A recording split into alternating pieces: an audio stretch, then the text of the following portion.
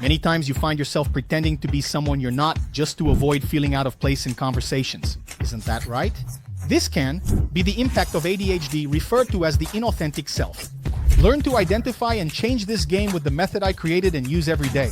Check it out in the first link in the description. Dangerous people for those with ADHD. Have you heard about this? That there are people who can be dangerous for you?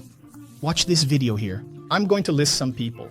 Some profiles of people who can be potentially dangerous for you if you have ADHD. The first one is bad influences. The American neurologist Ned Hallowell has said in his book, Driven to Distraction, that we relieve suffering with situations and activities that generate strong emotions. This means that in childhood, a child with ADHD, even though they tend to suffer more from bullying for being the odd one out in the group, is also a student who tends to engage in more bullying. Whether it's due to the situation, the adrenaline that the situation causes, or even the fact that the child feels socially out of place, and they use bullying as a way to assert themselves socially or even to fit into a little group. And in adulthood, it means that people with ADHD should be careful with easy shortcuts throughout life. Obviously, anyone should take this kind of care also, but it's especially appealing to us. The fact that you, perhaps want to make easy money, participate in a pyramid scheme, or anything that seems quick. With quick returns where you have to work little, just like those WhatsApp messages from some random person who adds you to their contacts. Sending a message saying that you can earn between 200 to 500 rays a day, working with what that you've never heard of. Clearly, this is a scam, right, folks? All of this is very inviting, easy, quick. That requires little mental activity to analyze the situation.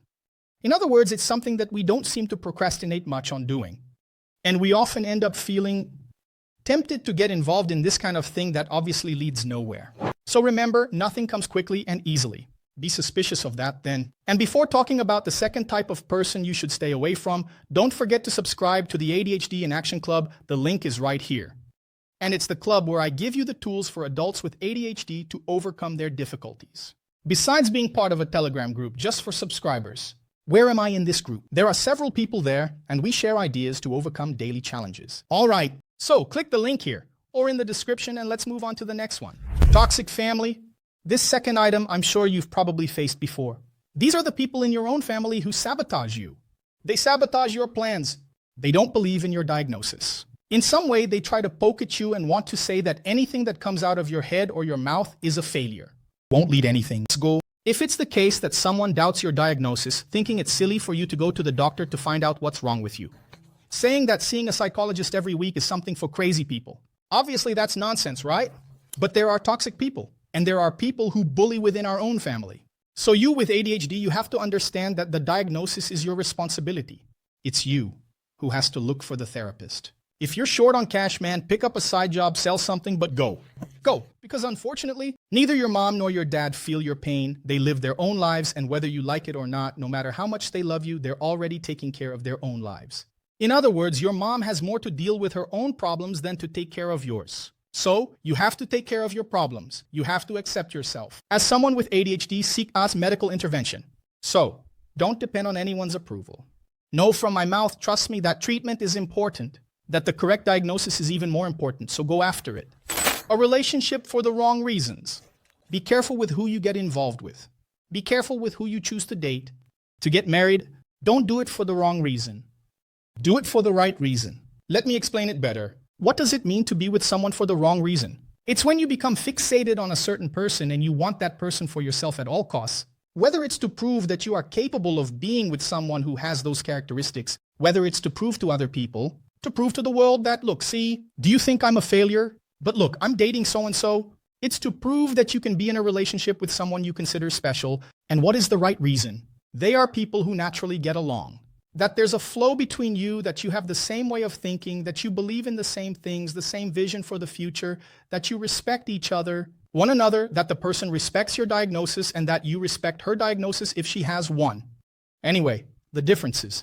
It's about understanding and accepting each other's differences with compassion. A relationship is an easy thing. It's something that has to be there. Flow. You have to fight to be with someone to make it work. With someone, it won't last long. Don't even start. Pessimistic people. Another type of person you should keep away from your life. We already have a certain difficulty in accepting who we are, in dealing with the natural challenges we face. We don't really believe in our potential. At least that's the tendency of people with ADHD. Obviously, folks, there are all kinds of exceptions. You don't need to put that in the comments. All right. By the way, write it down here. Comment. What topic do you want for the next video? Continuing here, it's really important that you're around people who believe in your potential, who can really, instead of saying, wow, I wonder if this is going to work out. It's about thinking together with you like, hey, that's a cool idea. What do you think we can work on together to make this work? I can join you. Look at the difference between you, who might already have a hard time with self-acceptance, believing in what you think. You're with a highly pessimistic person who tells you, no, just stay quiet, your plan, your work, it's not going to work out. Now, be careful, independent. If you're close to a pessimistic person, or if you were lucky enough to be around an optimistic person, believing in yourself is a responsibility. So, the person who's with you is someone who can either add to your life or drain it. But in the end, it's you who has to think, analyze the possibilities, and take action. No one is going to do your part for you. And it's something I always say, we should believe in ourselves wholeheartedly. We should have a lot of faith in ourselves. Even if the whole world says otherwise or tries to show you that you're wrong, that's something personal to me. You might even disagree. But I think we should, yes, believe in ourselves wholeheartedly. All right, don't miss out on being part of the ADHD in Action Club. Like this video, share it with everyone. Leave the comment I asked for here, and I'll see you in the next video. See you. Bye-bye. A good course for ADHD, it doesn't try to turn you into someone you're not, but helps you to know yourself and take advantage of your strengths so that you can then move forward in life with maximum potential. I invite you to check out the ADHD Club in action at the first link in the description.